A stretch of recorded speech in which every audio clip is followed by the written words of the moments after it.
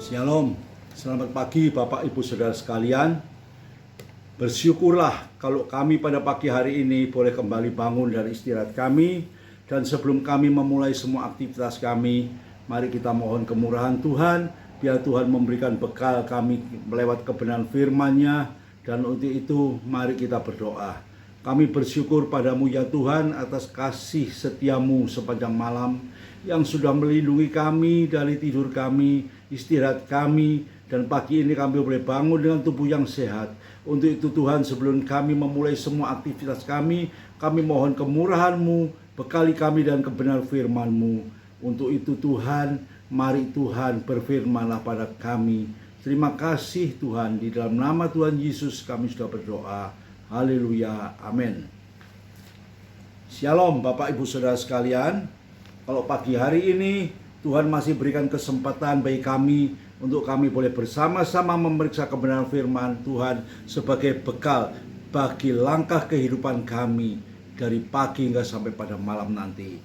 Mari Bapak Ibu Saudara sekalian, kita baca firman Tuhan pada pagi hari ini yang terdapat di dalam Roma pasal yang pertama ayat yang ke-16 sampai dengan yang ke-17. Judul firman Tuhan pada pagi hari ini yaitu hidup oleh iman. Mari kita baca Roma pasal yang pertama ayat yang ke-16 sampai dengan ke-17. Injil itu kekuatan Allah. Sebab aku mempunyai keyakinan yang kokoh dalam Injil. Karena Injil adalah kekuatan Allah yang menyelamatkan setiap orang yang percaya. Pertama-tama orang Yahudi, tetapi juga orang Yunani. Sebab di dalamnya nyata kebenaran Allah yang bertolak dari iman dan memimpin kepada iman. Seperti ada tertulis, orang benar akan hidup oleh iman. Ya, saya ulangi sekali lagi, orang benar akan hidup oleh iman. Jadi tanpa iman, hidup kita ini sia-sia. Seringkali hidup ini sangat dipengaruhi dengan situasi dan lingkungan. Apa yang kita lihat, apa yang kita rasakan akan memberikan pengaruh yang luar biasa bagi setiap kehidupan kita. Oleh karena itu, seringkali pula iman yang ada dalam hidup kita ini menjadi lemah. Iman ini akan goyah karena situasi dan keadaan. Karena situasi yang terjadi dalam kehidupan kita. Tapi firman Tuhan pada pagi hari ini, ya, di sini kita diingatkan hidup oleh iman. Hidup orang percaya itu adalah oleh iman. Dan Injil adalah kekuatan Allah. Karena di dalam Injil itu ada kuasa ilahi yang mampu menjangkau setiap kehidupan kita.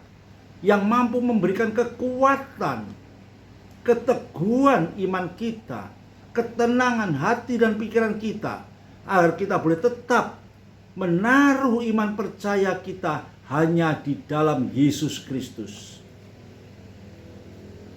Tanpa iman hidup kita akan sia-sia. Ya, tanpa iman kepada Kristus, hidup kita akan sia-sia. Karena firman Tuhan pada pagi hari ini menuliskan, ya, Injil itu ada kekuatan Allah. Kita ini hidup perlu adanya kekuatan Allah yang mensupport di dalam hidup kita. Hidup ini ada lemah Bapak Ibu Saudara sekalian. Apapun yang kita miliki, mungkin harta yang berlimpah-limpah, tapi kenyataannya hidup ini adalah lemah. Manusia punya kekayaan yang berlimpah-limpah, seringkali juga mengalami ketakutan. Apalagi dalam situasi seperti saat ini. Pandemi COVID yang tidak kunjung selesai, yang mewarnai ketakutan setiap manusia. Bukan saja orang tidak mampu, bahkan di lapisan atas, orang yang kaya-kaya, orang yang punya harta yang berlimpah-limpah juga mengalami ketakutan. Harta kita tidak bisa menyelamatkan nyawa kita. Nyawa ini hanya bisa diselamatkan di dalam pengharapan kita kepada Yesus Kristus. Oleh karena itu, firman Tuhan pada pagi hari menekankan kepada kita semua bahwa Injil ini adalah kekuatan Allah. Tuhan minta kita lewat surat dari Rasul Paulus ini agar hidup kita ini tetap memiliki percaya yang sungguh, agar kita menjadi manusia yang kuat, manusia yang teguh, berpegang senantiasa hanya pada kebenaran firman Tuhan. Kita sudah mengalami hidup, kita sudah menikmati hidup. Kalau saya boleh tanya, mana yang terjadi dalam hidup kita? Banyak senangnya atau banyak susahnya? Banyak tenangnya atau banyak keraguan-raguannya? Di hadapan Tuhan kita harus menyatakan dengan jujur. Karena itu Tuhan sudah tahu karakter setiap manusia. Karena cintanya kepada manusia, Tuhan memberikan anak yang tunggal, yaitu Yesus Kristus. Bahkan Tuhan Yesus sendiri tahu keadaan setiap manusia ini. Begitu rapuhnya hidup manusia ini, sehingga Tuhan memberikan Injil, kebenaran firman-Nya ini, untuk memberikan kekuatan kepada setiap manusia, terlebih bagi orang-orang yang percaya. Tuhan itu amat cinta kepada kita. Tuhan itu ingin kita ini hidup dalam sukacita, hidup dalam pengharapan, sehingga memiliki hidup kekal. Pada saatnya kita boleh pulang di rumah Bapa di surga yang mulia. Namun untuk mencapai surga yang mulia harus kita mulai sejak hidup kita di dunia pada saat ini. Apa yang dikatakan oleh Tuhan Yesus di dalam Injil Yohanes pasal yang ke-10 ayat yang ke-10. Mari kita baca. Yohanes pasal yang ke-10 ayat yang ke-10, demikian bunyinya. Pencuri datang hanya untuk mencuri dan membunuh dan membinasakan, ya. Pencuri datang hanya untuk satu, mencuri, membunuh dan membinasakan.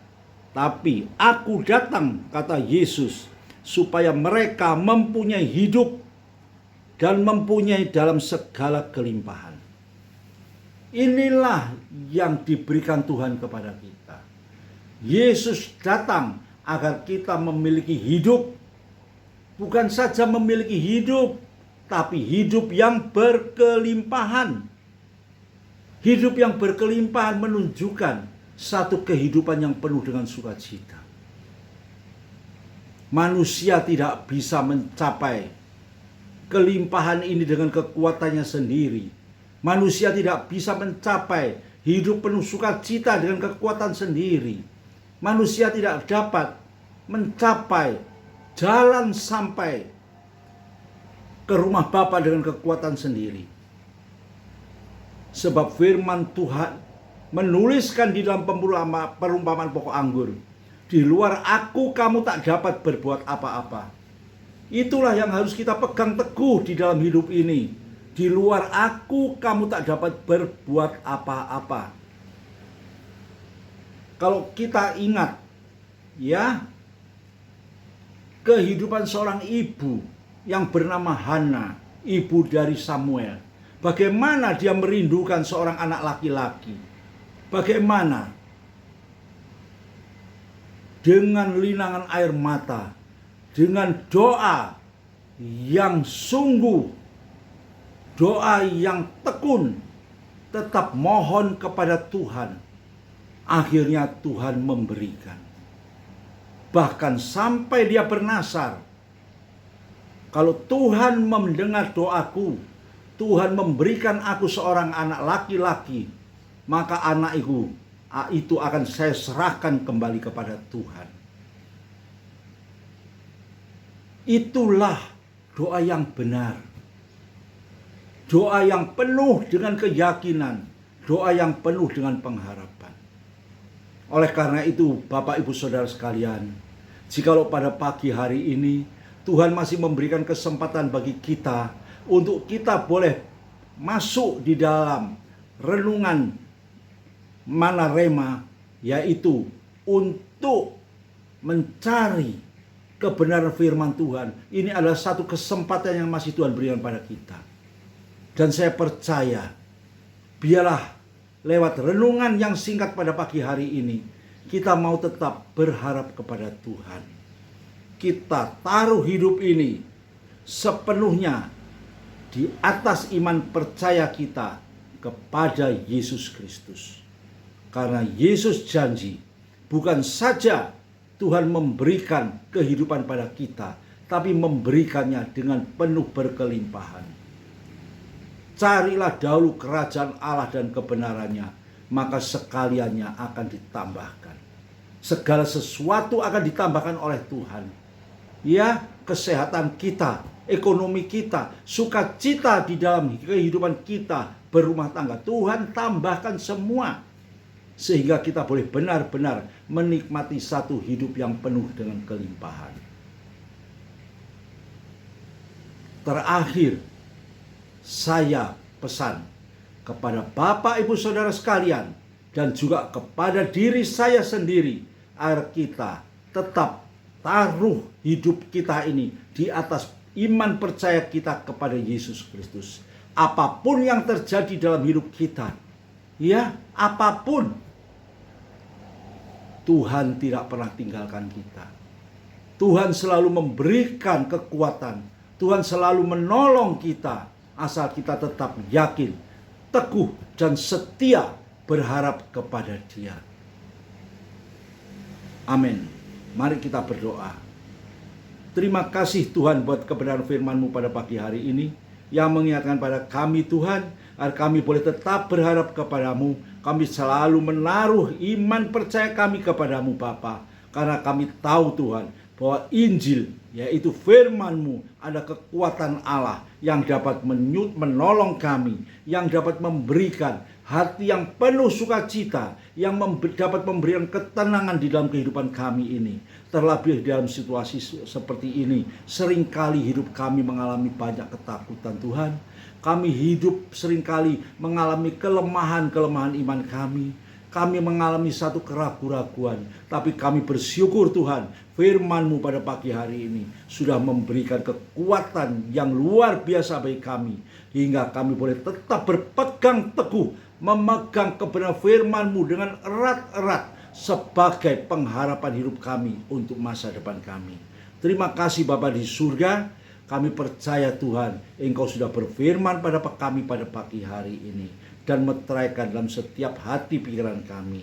Tuhan, kami percaya Tuhan, jikalau pada pagi hari ini Tuhan, tangan kemurahan-Mu Tuhan juga menjamah setiap kami yang sudah mendengar kebenaran firman-Mu ini Tuhan. Bagi mereka yang sakit ya Tuhan akan jamah, Tuhan sembuhkan. Bagi yang kekurangan Tuhan cukupkan, yang menghadapi berbagai masalah, oh Tuhan, pulihkanlah Tuhan, angkat segala permasalahannya.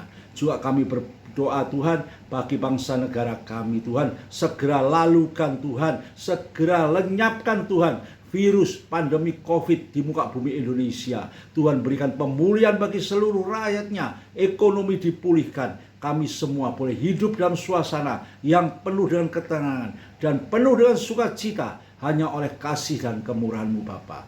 Terima kasih Tuhan, di dalam nama Tuhan Yesus kami sudah berdoa. Haleluya. Amin.